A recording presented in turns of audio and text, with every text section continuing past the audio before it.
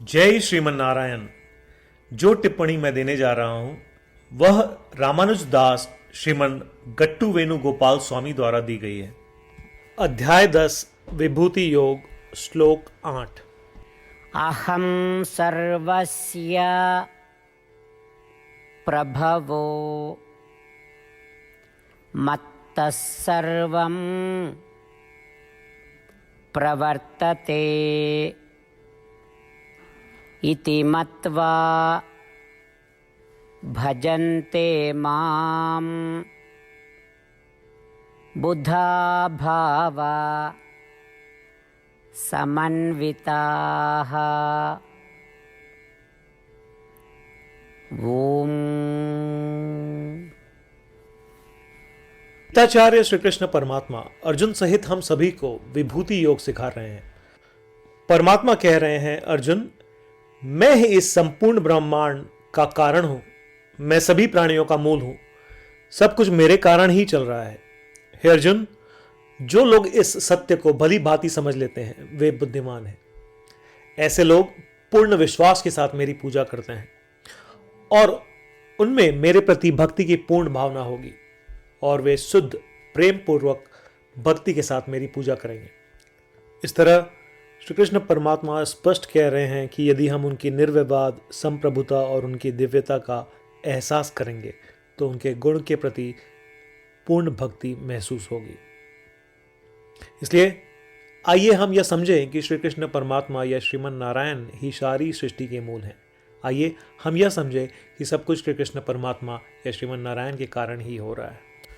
श्री कृष्ण परमात्मा या श्रीमन नारायण की पूर्ण आस्था और शुद्ध प्रेम पूर्ण भक्ति के साथ पूजा करते हुए आइए हम श्री कृष्ण परमात्मा के श्लोक को दोहराएं। अहं सर्वस्य प्रभवो मत्तः सर्वं प्रवर्तते इति मत्वा भजन्ते मां बुधा भावसमन्विताः। श्रीमन्नारायण करिष्ये वचनं तव। श्रीमद् भगवद गीता का संपूर्ण सार श्री कृष्ण परमात्मा द्वारा अध्याय 18 श्लोक 65 से 70 में 8 कार्य करने के लिए दिया गया है। श्री कृष्ण कहते हैं, मुझे वे लोग पसंद है जो इन 8 बातों का पालन करते हैं। मैं उन भक्तों की हर प्रकार से रक्षा करूंगा। श्री कृष्ण परमात्मा द्वारा बोली गई संपूर्ण भगवद गीता को सुनने के बाद अर्जुन कहते हैं, करिष्ये वचनम तव, जिसका अर्थ है, कृष्ण, मैं वैसा ही करूंगा जैसा आप कहेंगे। यही कारण है कि श्री कृष्ण ने अर्जुन को सभी प्रकार की सफलताएं और जीत प्रदान की है। आइए परमात्मा को वचन दे कि हम इन 8 कर्मों का पालन करेंगे। ऐसी कोई पूजा, तप या यज्ञ नहीं है जो परमात्मा को यह शब्द देने से बढ़कर हो। मैं कहूंगा कि ये 8 प्रतिज्ञाएं हमें करनी चाहिए। कृपया आप सभी इन्हें अपने दिल और दिमाग में सोचें। इस प्रकार श्री कृष्ण को अपना वचन देते हुए आइए हम सभी श्री कृष्ण के सुंदर चेहरे को खुशी से चमकते हुए देखें और आनंद का अनुभव करें। जय श्रीमन नारायण। ये है हमारे 8 वचन। हमारा पहला वचन, हे श्रीमन नारायण, जैसा आपने निर्देश दिया मैं हमेशा आपका ध्यान करूंगा और आपके बारे में सोचूंगा।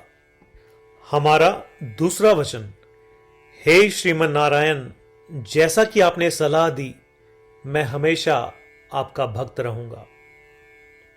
हमारा तीसरा वचन, हे श्रीमन नारायण, मैं अपने सभी कार्य आपकी सेवा के रूप में और आपकी संतुष्टि के लिए करूंगा। हमारा चौथा वचन, हे श्रीमन नारायण, जैसा कि आपने अनुसरण करने के लिए कहा था, मुझे पूरा विश्वास है कि मैं आपका हूं और मैं हमेशा अपने हाथ जोड़ूंगा और आपको नमस्कार करूंगा। हमारा पांचवा वचन, हे श्रीमन नारायण, मुझे आपके शब्द मामेकम शरणम व्रज याद आते हैं जो आपने सिर्फ और सिर्फ आपको ही समर्पण करने को कहा था। श्रीमन नारायण, मैं केवल आपके प्रति समर्पण करता हूं।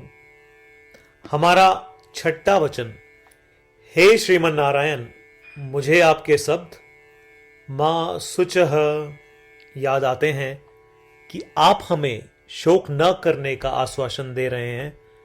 मैं अब शोक नहीं करूंगा। हमारा सातवां वचन, हे श्रीमन नारायण, आपने हमारे लिए श्रीमद् भगवत गीता देकर हम सभी पर कृपा की है और आशीर्वाद दिया है।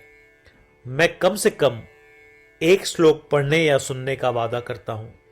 हमारा आठवां वचन, हे श्रीमन नारायण, आपने सारी मानवता को गीता प्रदान की।